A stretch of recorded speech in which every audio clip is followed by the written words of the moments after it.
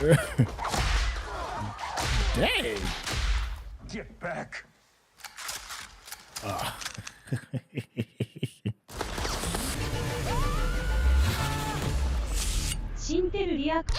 Hey, what's going on? It's your boy Syntell with the Intel, and it is trailerific. We are getting ready to check out an Indiana Jones one. Yeah, yo, Dr. Jones is back. This is Indiana Jones and the Dial of Destiny. You know how we do. We're going to watch it, give a little small little chop up, and then watch it again. So without any further ado, let's get started.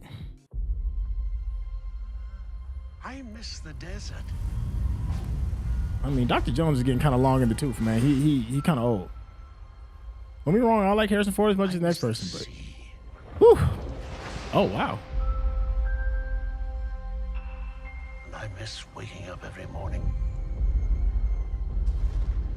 wondering what wonderful adventure the new day will bring to us.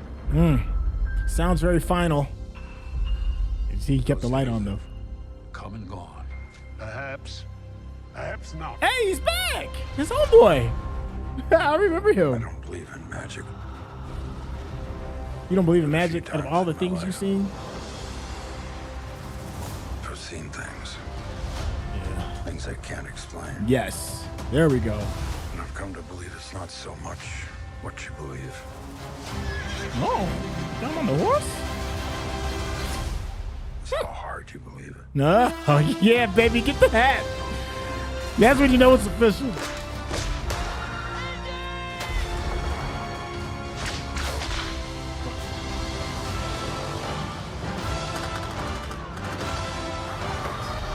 Wow.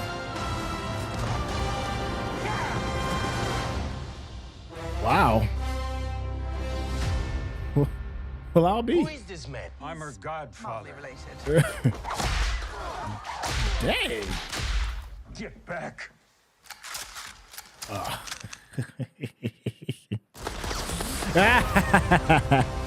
Yo, I'm not mad at that. That's a cool little bit. That's fun. All right, yo, my quick initial. All right, look, Harrison Ford is kind of old. I'm curious to see like how the stunt work is going to work with him. I, for one, am very happy that this is, finally closing out. I think Harrison Ford said, yo, he's got to be done. I mean, my man is like, he's got to be in his 70s right by now, right? So I hope they throw in a bunch of, we got a chance to see his old little running partner. I forget. I just remember from the hat in the very beginning of the trailer. Which was great. Sala, I think that's the dude's name. I got IMDb over here. It's the cheat code. I'm wondering who's actually directing this one. This one is done by James Mangold. So if it's not being done by Spielberg or produced by Lucas, it's probably both being produced by Lucas and Spielberg. But I haven't heard of this guy before. He did Logan. No, he was a producer for Logan. According to IMDb. So, hey, this is what a way to break out your career. If I am missing some projects, of course, let me know in the chat if there's something that I need to check regarding this director. But that's wow, he was really good. Yeah, let me see what we're gonna be talking about, because he's talking about magic and belief. So that could be an interesting kind of thing. And him not necessarily believing in magic. I'm like, if anybody should be believing in magic, it should be him. I'm like, you got to, see people's face melt off when they opened up the Ark of the Covenant. And you're like, you've seen some stuff. You've seen somebody's heart get pulled out, right? So you should be on the more of the believing side of all of these things. I remember the last time we went through this, what was it? The Crystal Skull. And I think it was like Shia LaBeouf that was supposed to be the person that was supposed to be handed the torch, right? He was supposed to be like next up.